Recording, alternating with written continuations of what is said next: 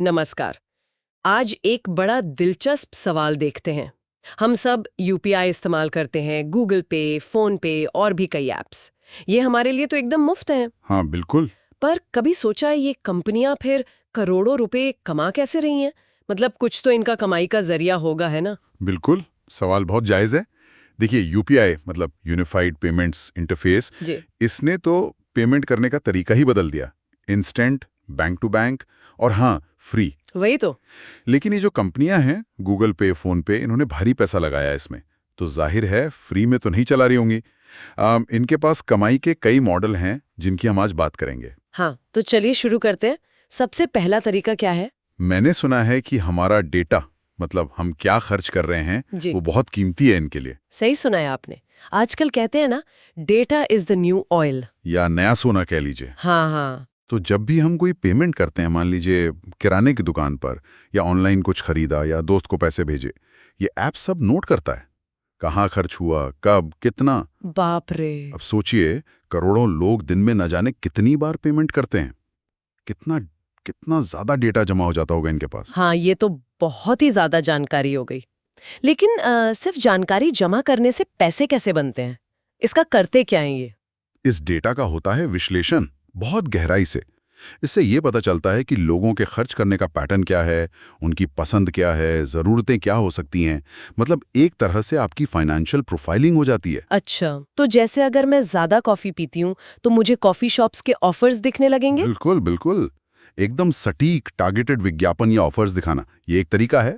और दूसरा, ये कंपनियां जो इनसाइट्स निकालती हैं डेटा से, वो दूसरी कंपनियों मतलब ब्रांड्स के साथ शेयर करती हैं। अच्छा, मतलब सीधे डेटा बेचते हैं?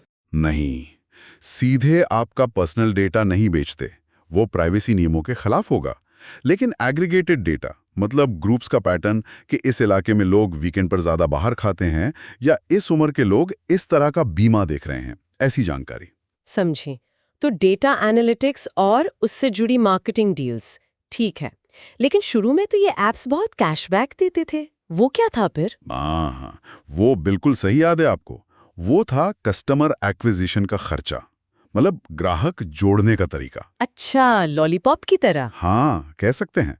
एक बार जब करोड़ों लोग ऐप पर आ गए, तो वो कैशबैक वाला मॉडल धीरे धीरे कम हो गया। अब फोकस दूसरे तरीकों पर है, जैसे कि कमीशन। कमीशन? पर हम तो कोई कमीशन नहीं देते यूपीआई पेमेंट पर। नहीं, आप और मैं मतलब आम यूजर नहीं देते। कमीशन आता है मर्चेंट से, दुकानदार, रेस्टोरेंट, ऑनलाइन वाले, कोई भी बिजनेस जो इन ऐप्स के जरिए पेमेंट लेता है। ओह, मतलब जब हम दुकान पर क्यूआर कोड स्कैन करके मान लीजिए 100 रुपए देते हैं, हाँ, तो दुकानदार को पूरे 100 नहीं मिलते, उसमें से कुछ ऐप कंपनी ले लेती है। बिल्कुल सही।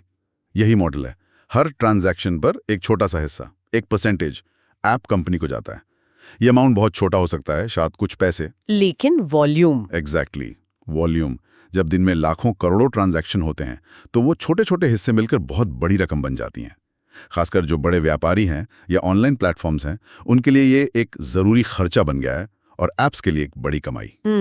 ठीक है। तो डेटा हो गया, मर्चेंट कमीशन हो गया, ये दो तो समझ आ गए। पर आजकल मैं देखती हूँ इन ऐप्स में सिर्फ पेमेंट के अलावा भी बहुत कुछ आ गया है। हाँ, आपने बिल्कुल सही नोटिस किया। ये तीसरा और अब शायद सबसे तेजी से बढ़ने वाला कमाई का जरिया है, फाइनेंशियल प्रोडक्ट्स बेचना। Financial products? जैसे जैसे लोन देना, बीमा बेचना, health insurance, motor insurance, life insurance. फिर निवेश के ऑप्शन। आप डिजिटल सोना खरीद सकते हैं, म्यूचुअल फंड में पैसे लगा सकते हैं। अरे वाह, ये तो पेमेंट ऐप से शुरू होकर एक तरह के फाइनेंशियल सुपरमार्केट बन गए हैं। बिल्कुल, इसे कहते हैं क्रॉस सेलिंग। आपके पास पहले से करोड़ों यूजर्स हैं, आपको उनके खर्च का पैटर्न पता है, तो आप उन्हें दूसरी फाइनेंशियल सर्विसेज भी ऑफर कर सकते हैं। और जब कोई यूजर इनके जरिए लोन लेता है या बीमा खरीदता है, तो ऐप को उस बैंक से या बीमा कंपनी से सीधा कमीशन मिलता है। ये उनके लिए बहुत फायदेमंद है, क्योंकि उन्हें अलग से ग्राहक ढूंढने की जरूरत नहीं पड़ती, उनके पास रेडीमेड कस्टमर बेस है। कमाल है। तो मतलब निचोड़ ये है कि यूपीआई भले ही हमारे लिए मुफ्त दिखे, पर्दे के पीछे खेल बड़ा है। डेटा, दुकानदारों से कमीशन और फिर हमें ही लोन, बीमा, निवेश बेचकर कमाई। हाँ, संक्षेप में यही 3 मुख्य तरीके हैं: डेटा मोनेटाइजेशन, मर्चेंट कमीशन और फाइनेंशियल सर्विसेज की बिक्री। यूजर एक्सपीरियंस को फ्री रखकर भी एक बहुत बड़ा और प्रॉफिटेबल बिजनेस खड़ा किया गया है। वाकई सोचने वाली बात है कि कैसे एक फ्री सर्विस के आसपास इतना बड़ा बिजनेस मॉडल बन गया। और आगे क्या होगा ये देखना और भी दिलचस्प होगा।